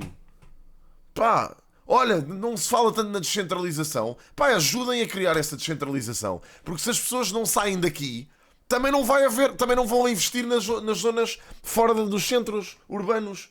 Pá, a realidade é essa. Olha, basta ver o que se está a passar nas zonas à volta de Lisboa. Vejam o que está a acontecer. A Vila Franca de Xira, a mesma a Ericeira, todas essas zonas têm tido investimentos absurdos porque o pessoal saiu todo de Lisboa para ir para lá. Todas essas zonas estão a crescer imenso. Imenso. Até a periferia de Lisboa, zonas como a minha, por exemplo, ou Loures, todas essas zonas cresceram imenso nos últimos anos precisamente porque as pessoas foram viver para lá. Se as pessoas não vão viver para lá, claro que aquilo não cresce, meu. É lógico. Ainda ontem tive esta conversa com um ex-colega meu de rádio e que saiu do centro de Lisboa para ir viver na periferia. E ele próprio diz, é pá, a melhor decisão que eu tomei. Melhor decisão que eu tomei na vida. Pá, as pessoas têm que começar a pensar que não podem viver no centro de Lisboa se não têm possibilidade para isso. E no caso ele até tinha, mas é pá, é muito melhor vocês viverem fora, afastados do centro, sem lidarem com a confusão toda, do que propriamente estarem em cima. Isso depois vai da vontade de cada um. Há pessoas que gostam de estar no meio da confusão e gostam de estar no centro de tudo. Certo. Pá, mas se não têm possibilidade para isso, não dá, meu. Eu, que não ganho mal, não tenho possibilidade de ir viver para o centro de Lisboa, meu. Nem quero para já, mas não tenho. Pá, não vou estar a alugar uma casa a 1500 paus ao mês. Não faz sentido isso para mim. Era um risco financeiro bué da grande. Eu até tinha possibilidade de fazer isso, mas não quero fazer isso. Porque isso é muito menos dinheiro que o que fica no meu bolso. Pá, as pessoas têm que começar a tomar decisões conscientes, meu. Só isso. Pá, infelizmente nem toda a gente... Eu acho que se alimentou muito esta ideia de que as pessoas, por direito, têm todas que ter uma vida espetacular. É pá, isso nunca aconteceu em nenhum país desenvolvido. Infelizmente há pobreza. Pá, vamos parar de chorar sobre isso e tentar resolver. Mas resolver esse processo não passa só pelo governo. Vocês não podem ficar à espera que o governo resolva todos os problemas da vossa vida, meu. Percebem? As pessoas também têm que se mexer. É um bocado isso, pá. Mais uma vez digo, eu não tenho que ser prejudicado porque quero viver em Lisboa. Vai para o caralho. Não tenho que pagar a casa. Porque não estou a perceber o que é que queres dizer, Peter, com isso. Desculpa. Pá, mas é isso. É só isso, meu. Pá, tentar urbanizar outras zonas, meu. É importante. Isso é importante e vai ter que acontecer. Porque nós não temos espaço para tanto turista. E para tanto nómada digital. Esta malta vai nos ocupar as grandes cidades. Porque esse pessoal tem muito mais poder de compra do que nós. E portanto a malta que vive no centro tem que começar a habituar-se à ideia que vai ter que sair. Certo, ó Malinho, tudo bem, podes ter a vida que tu queras, mas vais ter é que bancar muito mais, bro. Vais ter que bancar muito mais. É mais isso. Entre os dois principais mas esta conversa irrita-me um bocado. Lamento. Da segurança social, chateia-me. que é verdadeiramente importante o Estado Social no contexto do país. São aquelas rendas congeladas, Sound. Sempre disponíveis para olharmos para a nossa segurança social e encontrar mecanismos para lhe dar mais sustentabilidade. Por exemplo, o Partido Socialista defende a diversificação das fontes de financiamento da segurança social e, quando eu digo isto, nomeadamente termos vários pontos percentuais do IRC afetos especificamente ao financiamento público da segurança, ao financiamento da segurança social. E, portanto, eu quero deixar claro ao Luís Montenegro que a posição do Partido Socialista sobre o sistema público de pensões nunca se alterou. Agora, aquilo que o Luís Montenegro... Isto, infelizmente, são problemas bué complexos. Concorda com a alteração. Não tem a coragem para fazer já nesta legislatura. Isso não é sério. Isso não é sério. Disse mesmo. Isso não é sério. Eu peço silêncio, estive em silêncio tanto tempo, só mas não é mais sério, uns minutos. não é sério, só é reincidente e não é sério. Não é verdade, porque Luís Montenegro acabou aqui de dizer que não apresenta nesta legislatura, pode apresentar ou apresentará. E o senhor está a concluir que eu vou fazer, não pode fazê-lo. Eu estou a dizer que nós todos conhecemos a posição de Jorge Bravo e dos membros deste grupo de trabalho. E o que é mais provável é a conclusão que a AD defende há muitos anos. E, portanto, mas e então? É um choque ideológico. Vocês não concordam com isso? Eles concordam. Qual é o drama aqui? Não é sequer uma novidade. No que diz respeito ao combate à pobreza, o Luís Montenegro falou aqui do complemento solidário para idosos. O PSD foi sempre historicamente contra o complemento solidário para idosos. Ele é um instrumento de combate à pobreza na terceira idade, que foi criado pelo Partido Socialista. Ele chega a 300 mil. Nós temos mais de 2 milhões, quase 2 milhões e meio de pensionistas. E por isso é que o Partido Socialista, durante os últimos governos, fez 6 aumentos extraordinários nas pensões e nós queremos voltar a fazer aumentos extraordinários permanentes. Qual é que é a política do PSD em matéria de pensões? É chegar ao pontal e anunciar um bónus. Só que é um bónus que não se repete. As nossas propostas em matéria de pensões são aumentos permanentes nas pensões. Dou-lhe um minuto, Luís Montenegro, para poder responder e sei que vai conseguir. Conseguirei, com certeza. Eu quero clarificar, porque de facto o debate político tem que ser feito com seriedade e com honestidade intelectual. Nós não temos no nosso programa nenhuma alteração ao sistema de segurança social. Já está feito. Os pensionistas sabem que nós vamos valorizar as pensões, todas. Vamos valorizar mais as mais baixas. Vamos continuar a dar complementos de política para poder precisamente combater a pobreza. Combater a pobreza através da capacidade de comprar medicamentos, uma das despesas mais prementes da população idosa, mas também com políticas ativas para combater a solidão, para combater aquilo que é muitas vezes o sofrimento de pessoas que estão numa fase onde muitas vezes se sentem sozinhas. E nós temos dado muitas mostras de concretizar o domínio da saúde. Nós fizemos um acordo com o setor social. Nós fizemos um acordo para garantir o financiamento dos cuidados que as instituições sociais prestam, cuidados continuados, cuidados de apoio domiciliário, cuidados de saúde, enfim, em cada instituição, garantir que nada este é mesmo um discurso. Sabe que é também com base de um e do outro.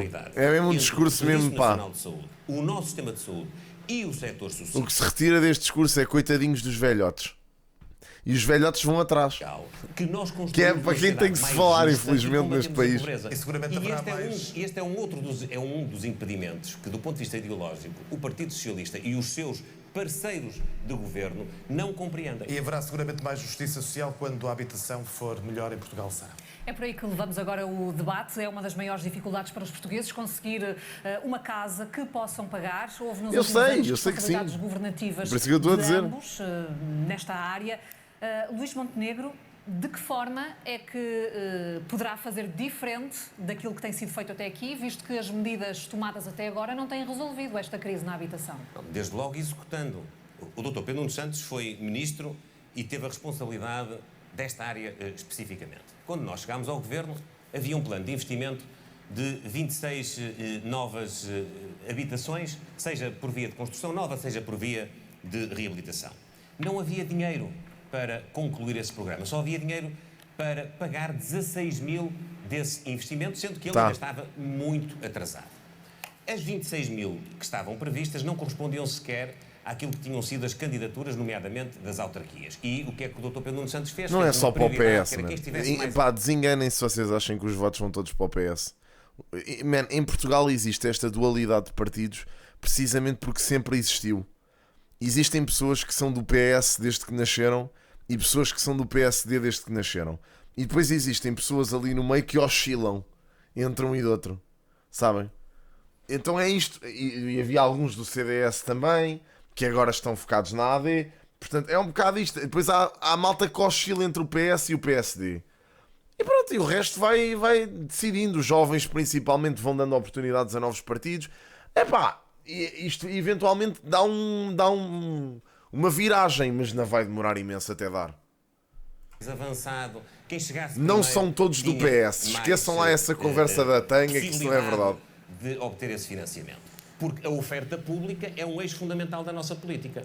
Ora, nós fizemos aumentar de 26 mil para 59 mil o objetivo agora na próxima legislatura. E executadas são apenas 2 mil. Financiando esse projeto com dinheiro do PRR e com dinheiro do Orçamento do Estado. Mas é um ritmo de execução que não tem servido para as necessidades do país. Nós tivemos de alocar mais 2.800 milhões de euros a este projeto. Com caralho. Isto não produz efeito imediato. Pá, imaginem, no caso das pessoas com mais de 60 anos, já estamos a falar dos meus pais, por exemplo, que é uma geração diferente dos reformados. Os meus pais não estão reformados ainda e têm mais de 60 anos.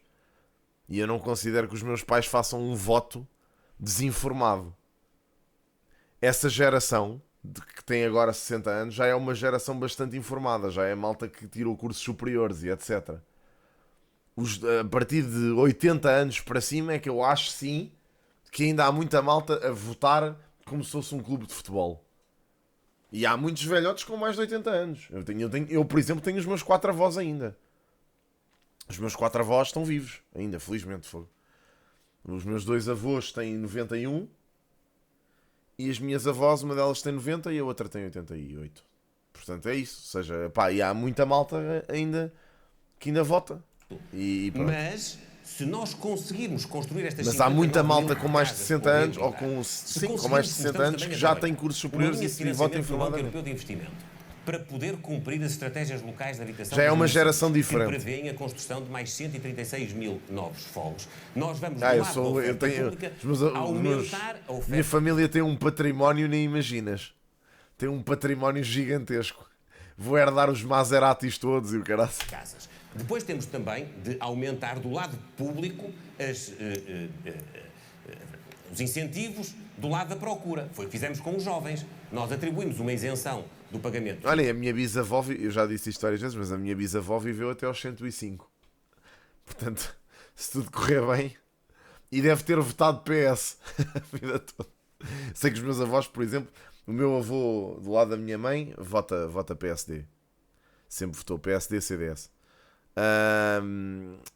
Os meus avós do lado os meus avós, aliás, do lado do meu pai, PS máximo. PS máximo, mas nem sequer vale a pena. E o meu pai é a mesma coisa. Pá, é malta do Alentejo, é malta que... Pronto, sei lá, tem a ver muito com a história deles familiar e eu percebo. E nem sequer os tento demover dessa cena. É pá, é a cena deles, eu percebo. Eles não vivem bem sem stress, eles tiveram que mudar a vida deles por causa da ditadura, e na altura quem depositaram A fé foi no PS, no Partido Socialista. E está tudo certo. Pá, pronto, é a visão deles, está tudo correto. O meu avô teve que sair do Alentejo para ir para o Barreiro trabalhar na estiva, a andar a cartar com cenas, e na altura quem dava garantias de futuro era o Partido Socialista. Portanto, pá, sei lá. O que é que tem? São perspectivas de vida. Pá, é o que é. E eu não vou ser eu agora com 30 que vou estar a convencer o meu avô com 90 que está a fazer um voto errado. Pá, ele tem a perspectiva dele, eu tenho a minha, não vale a pena. Nem o meu pai faço isso. Eu tenho muitos debates com o meu pai, constantes sobre isto, e nem sequer tento convencer o meu pai do contrário. O meu pai tem a opinião dele, eu tenho a minha. Nós debatemos os dois e às vezes até temos uns debates assim um bocado mais acesos sobre isto, mas está tudo certo, meu. Sei lá, ele tem a visão dele, e eu não acho que ele vote mal por votar num partido em que está convicto que o ajuda. Pá, está tudo certo. Pronto, é só isso. Eu não acho que vocês tenham que convencer absolutamente ninguém. As pessoas têm que votar naquilo em que acreditam, ponto final. E eu não sou ninguém para estar a convencer outras pessoas em quem é que têm que votar. Isso é ridículo. Até porque eu posso estar errado. Sei lá eu. Se estou certo ou errado. Não sei. Eu voto de acordo com as minhas convicções na altura. Eu nem sequer necessariamente voto no mesmo partido sempre.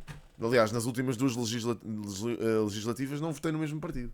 Portanto... IMT, de imposto de selo, aos jovens até aos 35 anos, complementado com uma garantia pública para que eles pudessem aceder a 100% de financiamento bancário, que era muitas vezes o constrangimento que faltava. Do lado do arrendamento, agilizámos os critérios para a atribuição da ajuda do Porta 65, que é o nome do programa. Está agora com problemas de pagamento, é verdade, tem que ser recuperados, mas são muito mais os jovens que estão a obter condições de aprovação para poderem ter acesso à habitação por via do arrendamento. Do lado da oferta privada é preciso simplificar, é preciso ter vantagens fiscais, é preciso também que do lado privado haja colaboração na oferta. Nós temos de ter mais construção no mercado para baixar o preço. Como é que se faz isso?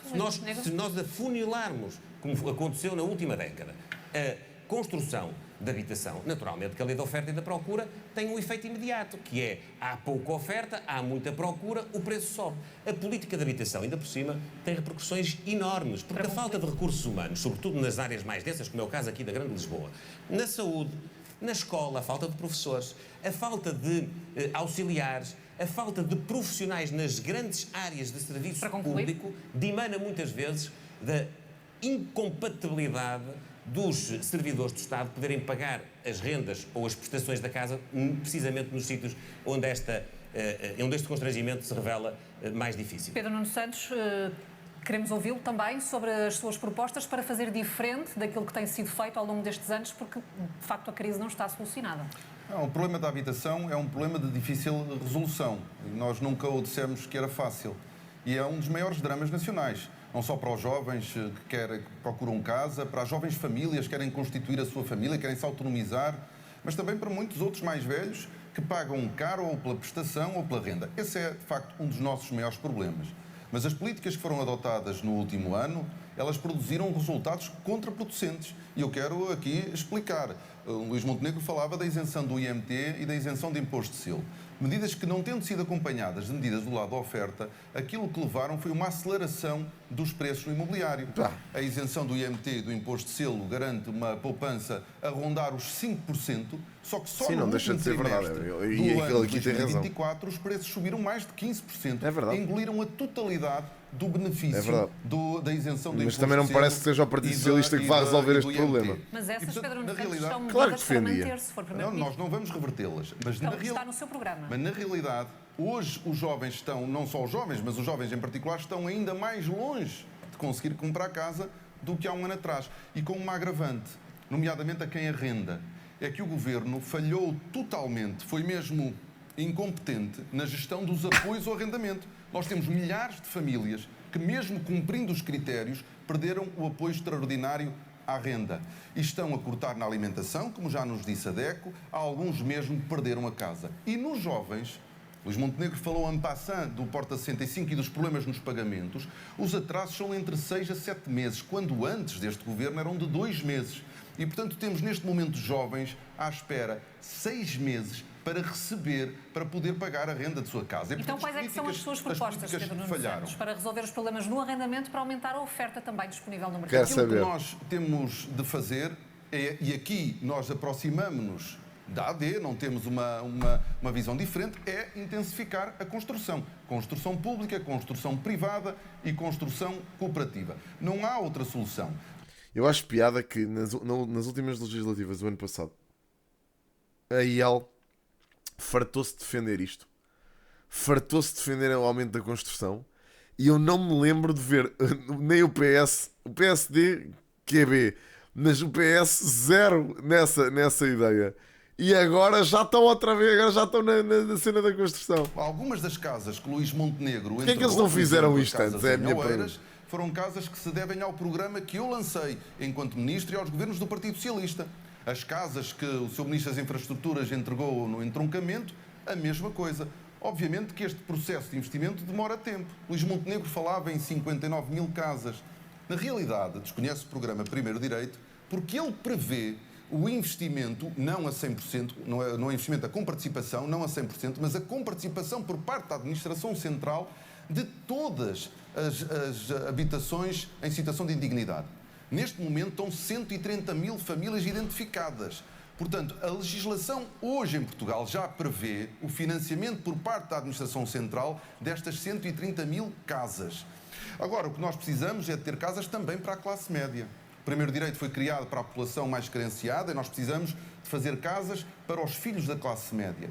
E por isso a construção, impulsionarmos a construção é fundamental. Obrigadinho. O aproveitamento dos imóveis do Estado. Mas quando fala em impulsionar a construção, está a referir-se a que medidas em concreto? À construção pública. Aliás, eu tive a oportunidade de dizer que nós queremos constituir uma conta corrente financiada, a título de exemplo, pelos lucros da Caixa Geral de Depósitos distribuídos ao seu acionista. Não ficaremos, obviamente, limitados a eles, mas são uma forma que permite visualizar que nós queremos alimentar uma conta corrente à qual podem recorrer os municípios para poderem construir casas a preços que as pessoas possam pagar ou então para fazerem um contrato de arrendamento no regime de renda resolúvel que permita às famílias, ao fim de 15, 20 ou 30 anos, mediante o pagamento de um valor residual, ficarem com a casa para a sua propriedade.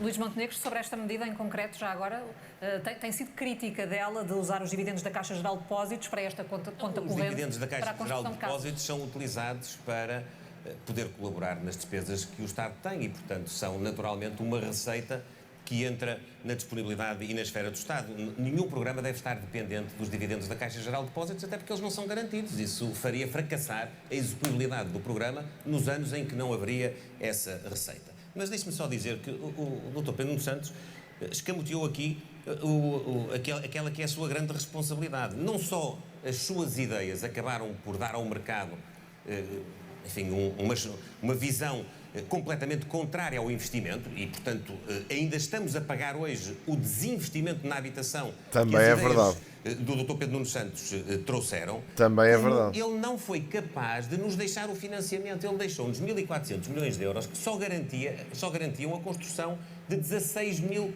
fogos. Nós precisamos de 59 mil já e de atingir os tais 130 mil. Mas nós precisamos de fazer mais, como ele disse. Nós precisamos ter uma política fiscal para os jovens, como o IRS jovem, que nós alargámos no âmbito de aplicação e alargámos também no tempo para 10 anos. E sobre o Porta 65, é verdade que nós estamos com problemas de pagamento. Porquê? Porque há mais 500 candidaturas por mês. E porquê é que há mais 500 candidaturas por mês? Porque nós eliminámos alguns critérios que afastavam os jovens, nomeadamente haver um teto máximo da renda. Certo. Nós eliminámos e, portanto, as pessoas hoje podem candidatar-se, independentemente da renda que vão pagar. Aquilo que é o teto máximo é do apoio, não é da renda. Mais jovens podem usufruir desta vantagem, nomeadamente nos sítios onde as rendas são mais altas. Nós passámos de 6 recibos de vencimento que eram exigidos para 3, ou seja, é mais fácil e mais rápido poder aceder a este regime. E invertemos a lógica, que é, primeiro o jovem candidata-se e depois de saber que tem aquele benefício vai à procura da casa. Antigamente era ao contrário, primeiro tinha que encontrar a casa e depois é que ia saber se ia ter a ajuda ou não. Isto provocou, efetivamente, um aumento, mas também é preciso dizer, nós aumentámos a verba, nós aumentámos 70% a verba do Orçamento de Estado para o Porta 65. Os jovens são fundamentais, os jovens... Olha, isso que estás a dizer, Peter, é consequência do chique espertismo Tuga, que todas estas medidas de apoio vão sempre beneficiar. E é por isso que eu digo que o Estado tem que deixar de tratar as pessoas como coitadinhos, porque a maior parte das pessoas não são coitadinhos nenhuns, ok? Fazem-se de coitadinhos para receber apoios e depois sai-lhes o tiro pela culatra eventualmente. Mas é muito isso. Tens pessoas em Portugal em situação de pobreza extrema real, ok? E depois tens gajos em Portugal a aproveitar-se destes apoios para fingirem que são coitados e receberem apoios. Que é uma coisa que acontece há anos. Ouçam, quantos gajos eu não conheci que os putos da minha turma, inclusivamente, tinham Sazá e o caraças, e a família tinha dividendos a pontapé, andavam aí a passear de Mercedes e o caraças. Ouçam, isso é o mais comum em Portugal. Infelizmente é o mais comum em Portugal. Portanto, é aquilo que eu digo. O Tuga sabe muito reclamar sobre tudo. Está tudo muito a mal, está tudo péssimo, não sei o quê. Mas explorar, quando há forma de explorar estas cenas, em vez de serem sérios e perceberem que essas medidas são feitas para apoiar as pessoas que precisam, basicamente criam formas de explorar essas medidas sem deixarem de receber os dividendos que têm que receber. É o que é, mesmo. Portanto, enquanto não houver fiscalização dessa merda e esse pessoal ser responsabilizado e pagar multas altíssimas, essa merda nunca vai deixar de acontecer. Nunca vai deixar de acontecer. Esse pessoal que faz isso e que finge rendimentos e etc. só para conseguir ganhar subsídios, man, esse pessoal para mim tinha que levar multas astronómicas mesmo. Astronómicas. Porque só assim é que eles se vão manter em Portugal, só assim é que nós vamos viabilizar este nosso objetivo, que é contar com eles para os próximos anos, para a recuperação do país, para o crescimento da nossa economia. Pedro Nuno Santos, para concluirmos este tema, dou-lhe a oportunidade Claro, de debater. e quantidade deles não tinham. Quando se construiu o PRR, no início havia uma verba que, aos preços da altura, permitiam as 26 mil casas. Com o aumento e com a pressão inflacionista, a verba disponível no PRR aumentou, foi atualizada para 2 mil milhões de euros. Obviamente que vai havendo, que com o impacto da mais 10 inflação, minutos tem de debate. consequências num programa que foi construído num determinado momento. E, portanto, quando foi construído com toda a verba necessária para as 26 mil casas. Agora, Luís Montenegro fala dos jovens, mas na realidade depois tem os jovens com o seu governo à espera mais de meio ano para conseguirem ter o subsídio do Porta 65 para poderem pagar a renda. Isto tem um impacto brutal na vida de jovens que têm o dinheiro contado até ao cêntimo. E, portanto, revela não só incompetência, mas alguma também falta de sensibilidade para perceber o drama que os nossos jovens enfrentam. E fala Se tens o dinheiro contado até ao cêntimo é porque não estás a fazer as coisas bem. Os jovens, mas quem descongelou as propinas foi já este governo, e quem não permite... Ou das duas uma, ou porque não estás a fazer as coisas bem, ou porque não podes mesmo fazer de outra forma. Mas esses casos já são diferentes. Nós temos, ao mesmo tempo que o IRS jovem, nós tínhamos um programa de devolução das propinas a quem entrava no mercado de trabalho português. E o governo de Luís Montenegro quer terminar com a devolução das propinas. Nós estamos a falar, no caso de licenciaturas, de mais de 2 mil euros e, no caso de mestrados, 5 mil euros, que o governo da AD quer terminar. Dá com uma mão, mas na realidade retira com a outra, terminando com a devolução das propinas. Portanto, os jovens são uma prioridade quanto baste para a campanha. São todos uns coitadinhos. Naquilo que interessa, seja na habitação, seja nos custos de ensino superior. O pessoal gosta bué. Seja uma coisa que eu sinto é que o pessoal gosta bué de levar com palmadinhas nas costas, principalmente dos políticos.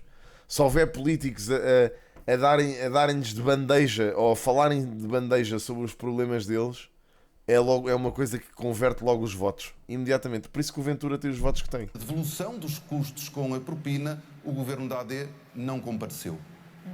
Deixe-me só quero retorquir uma coisa muito rápida. Está com vantagem de tempo. O Pedro Nuno Santos costuma acusar-me de só decidir para alguns, e foi exatamente aquilo que ele fez nos jovens. O passe gratuito sub-23 nos transportes públicos e o IRS eram só para estudantes, não eram para todos os jovens, como são agora. Nós governamos para todos. Pedro Nuno Santos é só para alguns.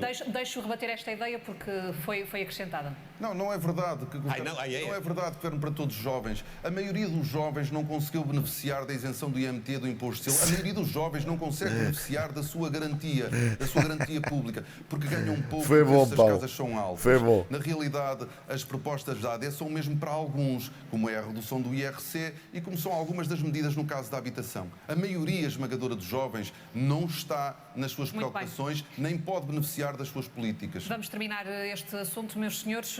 Vamos entrar aqui numa ronda mais rápida de questões com um novo tema político. Temas para resposta rápida e, se possível, peço-vos direta, e é para ambos, se nenhum conseguir uma maioria clara, que compromisso assumem aqui hoje, perante os portugueses, sobre a vossa disponibilidade para negociar e viabilizar o próximo Orçamento de Estado, começando por si, Pedro Nuno Santos. Nós estamos a trabalhar todos os dias com humildade para dialogar com os portugueses, apresentar as nossas propostas, conseguir a confiança dos portugueses para vencer as eleições. Humildade. É nesse cenário que nós estamos focados. Ninguém diz isto.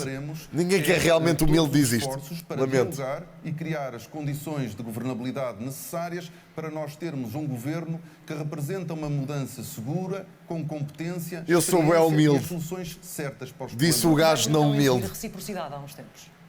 Porque não sou eu, quer dizer... O seu partido? Eu acho que o Partido Socialista mostrou o sentido de responsabilidade ao longo do último ano e nós devemos isso aos portugueses. Agora, na realidade, nós estamos a trabalhar todos os dias para termos a confiança dos portugueses, liderarmos um governo e tudo faremos com diálogo com as diferentes forças políticas para termos estabilidade, a estabilidade política que, infelizmente, Luís Montenegro já não consegue garantir ao país. E respeitar a vontade do povo português de que governa o partido mais votado? Nós não conseguimos antecipar os resultados eleitorais, nem a configuração parlamentar que nós vamos ter. Aquilo que, de facto, nós sabemos à luz do ano passado é que o Sr. Presidente da República convidará o partido mais votado a formar governo. E é por isso que é tão importante que não haja uma grande dispersão de votos e que nós possamos ter os votos necessários para derrotar a AD e liderar uma mudança segura. Portanto, não assume aqui um compromisso que deu uma indicação de que poderá atuar passou um ano como atuou. Uma mudança. Não quero deixar aqui esse compromisso. O meu compromisso é com os portugueses, de que encontraremos as condições para governarmos com estabilidade política em Portugal nos próximos anos. Luís Montenegro, que compromisso pode assumir aqui da sua parte?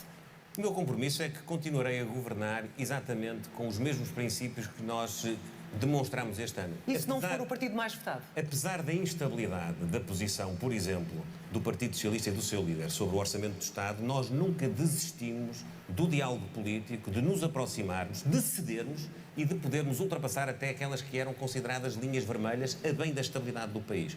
Nós somos um garante de estabilidade, nós garantimos a estabilidade económica, nós garantimos a estabilidade financeira, nós garantimos a estabilidade social com 19 acordos na função pública, nós garantimos, por exemplo, que este debate hoje começou sem que houvesse uma manifestação lá fora. Pimba, Luís Montenegro. Política naquilo que é essencial. Garantiram que estão lá 37 mil seguranças e polícias a impedir que os putos subam com tinta verde. Porque senão... Falta de estabilidade. Já lá estavam. Por tática política, e os portugueses têm agora na mão o instrumento que pode dar ao governo a estabilidade para que nos próximos anos continue o caminho de transformação, de valorização de rendimentos, de progresso, de prosperidade, mas também de justiça social. Eu sei. Também será... Mas é aquilo que eu digo, imaginem, no que toca a isso, eu acho que no governo da AD, pelo menos em resultados palpáveis, tem efetivamente controlado mais esse tipo de manifestações e greves. Ou seja, eles têm dado as condições, daquilo que eu percebo, aos funcionários públicos para ter pelo menos algumas reivindicações que queriam. Portanto, nesse ponto eu acho que eles até trabalharam bem. Garantida se a AD não vencer estas eleições? Eu garanto que vou continuar firme no propósito de estar focado nos problemas das pessoas e, portanto, garanto que da parte da AD haverá estabilidade política, sendo que a estabilidade é também aquilo que os portugueses vão decidir na sua pronúncia no próximo dia 18 de maio. Muito bem. Mais um tema? Este é um tema para... Como é que pode... mas no tempo do Passos, garantir estabilidade política. O tempo do Passos é um tempo diferente, meu. Isso estávamos em plena crise. Que é prometer estabilidade política ao país. Quando nós assistimos àquilo que aconteceu nos últimos 2 meses e ao menor aperto que se sentiu, atirou o país para as eleições. É assim, os meus pais de facto contribuíram imenso, né? São os dois professores e então constantemente têm muitas são obrigados, né? Neste caso a contribuir, mas claramente não são dos que mais contribuem, né? Isso quer dizer, possivelmente as famílias ricas devem pagar mais impostos do que a minha, não é? Mas deduzo eu, não sei. Para eleições. Não pode acusar o Partido Socialista de ser fator de instabilidade. Mas os meus pais passaram um bocado mal nessa altura. Da Assembleia da República, viabilizamos-lhe um orçamento, chumbamos 2 moções de censura. O fator de instabilidade política em Portugal é exatamente Luís Montenegro. Isso foi o que aconteceu nos últimos 2 meses e era o que aconteceria se por alguma razão ganhasse. Isso não vai acontecer. Doutor Pedro Nuno Santos, para a estabilidade política. Doutor Pedro Nuno Santos, o Presidente da Assembleia foi eleito porque nós combinámos dividir a presidência da Assembleia, metade do mandato para o PSD, metade do mandato para o PS. O orçamento foi aprovado porque, ao contrário da sua expectativa, o nível de cedência do Governo foi muito mais longe do que aquilo que o senhor queria.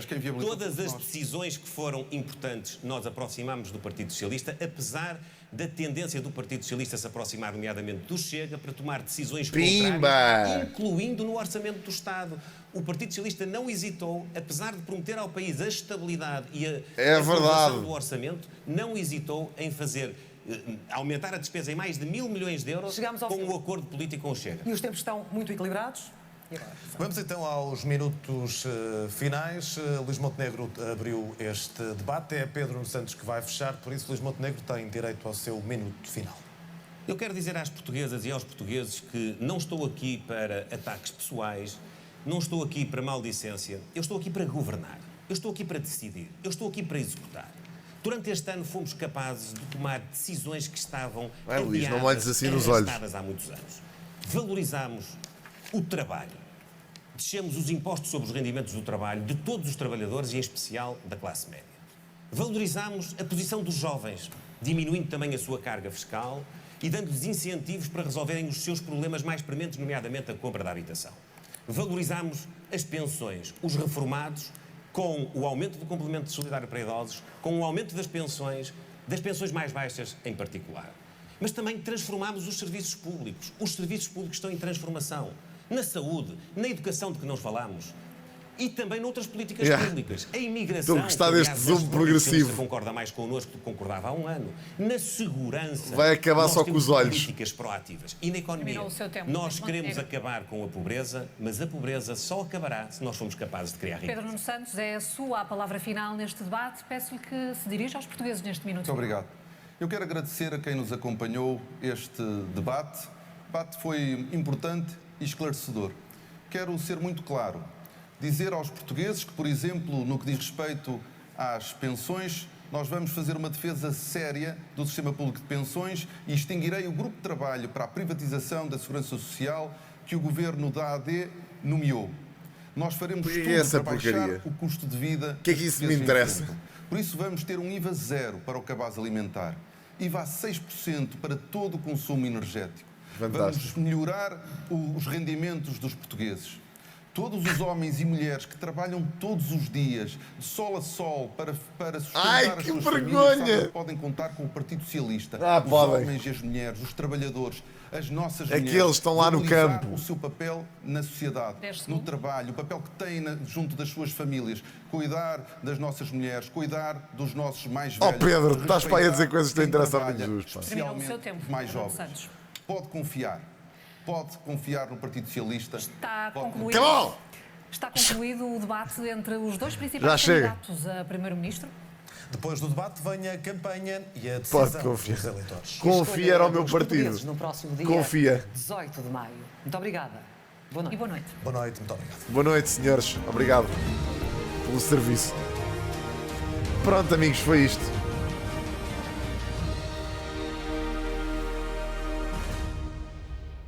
Muito bom. Olá.